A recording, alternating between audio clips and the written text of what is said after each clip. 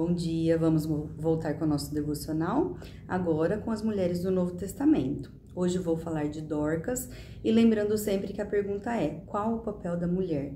Qual foi o papel de Dorcas? O que ela pode nos ensinar e qual é o seu papel e o meu papel? Dorcas a história dela está escrita em Atos 9, vale a pena conferir depois o texto todo. Eu vou aqui dizer sobre o versículo 36. E havia em Jope uma discípula chamada Tabita, que traduzido se diz Dorcas, e estava cheia de boas obras e esmolas que fazia. O contexto aqui, no início de Atos 9, está falando da conversão de Saulo para Paulo no caminho de Damasco, e logo em seguida vai dizer que Pedro estava em Lida, aí ele curou um homem que chamava Enéas, e enviaram 2 homens a Lida, como era perto de Jope. Jope é o cenário onde Jonas sai para Nínive e vai para Tarsis, né? Nega o seu chamado para pregar para Nínive. Então, Jope é essa cidade litorânea que ocorre também a história que nós vamos contar aqui agora. Então, Pedro, cumprindo o seu chamado, que Jesus havia lhe dito para tomar conta das suas ovelhas, estava pregando o evangelho, quando esses 2 homens foram enviados a Lida para dizer que uma mulher havia falecido, e essa mulher era Dorcas.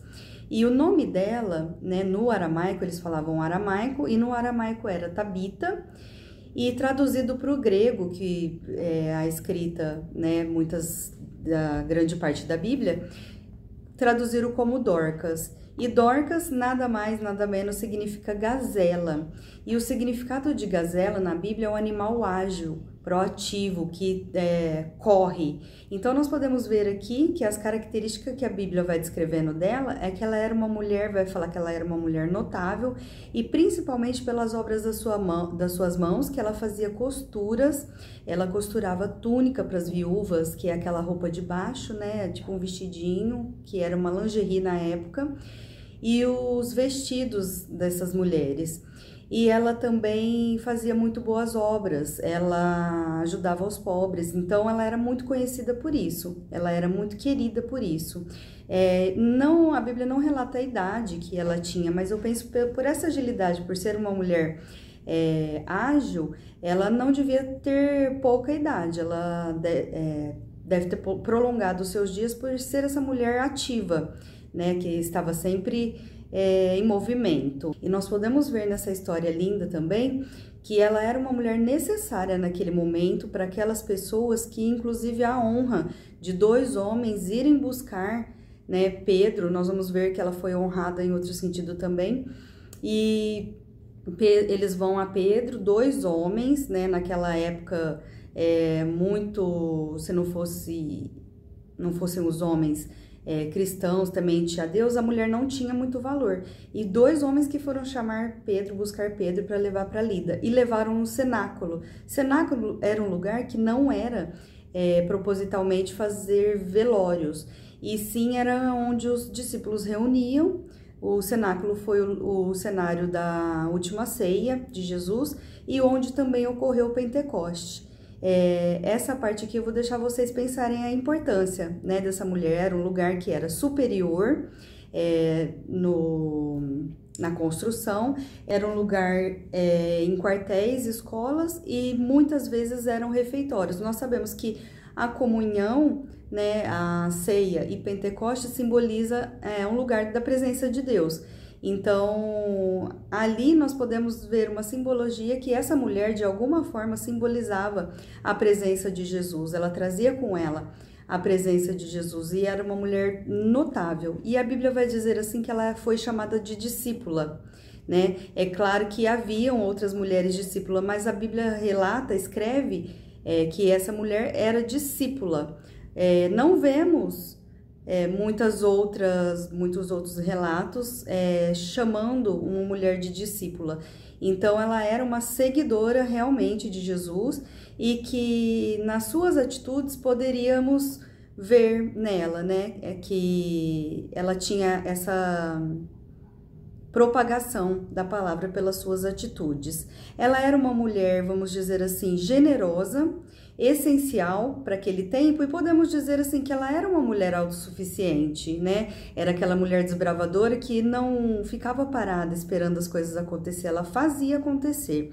E ela dava importância para aquilo que Jesus dava importância. Ela era uma mulher generosa. Eu acabei de ler um livro que eu vou indicar para vocês, que é muito bom, sobre generosidade. Então, assim, é algo que está latente em minha mente, que ele vai dizer até que a gente não tem que fazer a obra só para pessoas que a gente tem afinidade, né? E Dorcas, pelo jeito aqui, era uma pessoa que não era só para quem ela tinha afinidade.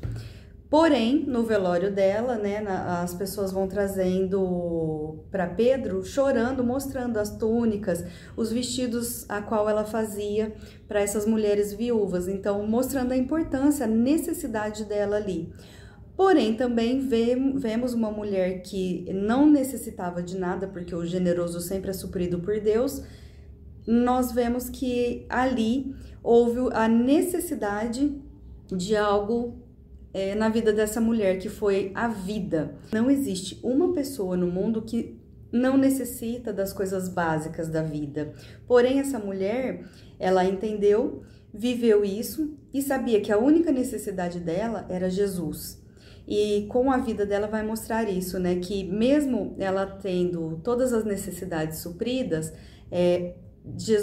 Pedro tendo que orar por ela para trazer a vida, mostra que a única necessidade dessa mulher era Jesus, né? E que veio e revela a nós que para vir da morte para a vida, nós precisamos de Jesus. E foi quando Pedro entra e faz uma ação semelhante à de Jesus, que o nome é parecido, mas não tem o mesmo significado, quando ele diz a menina, a filha de Lázaro, que ele tira todo mundo do local e ajoelha-se e pede a Deus para que essa pessoa, né, tanto a menina, Talita Cumi, que Talita significa menina, e traz Tabita a vida. Ele ajoelha, evacua todo lugar, pede para o pessoal sair e ele ora de joelhos por essa mulher, para que essa mulher ressuscite.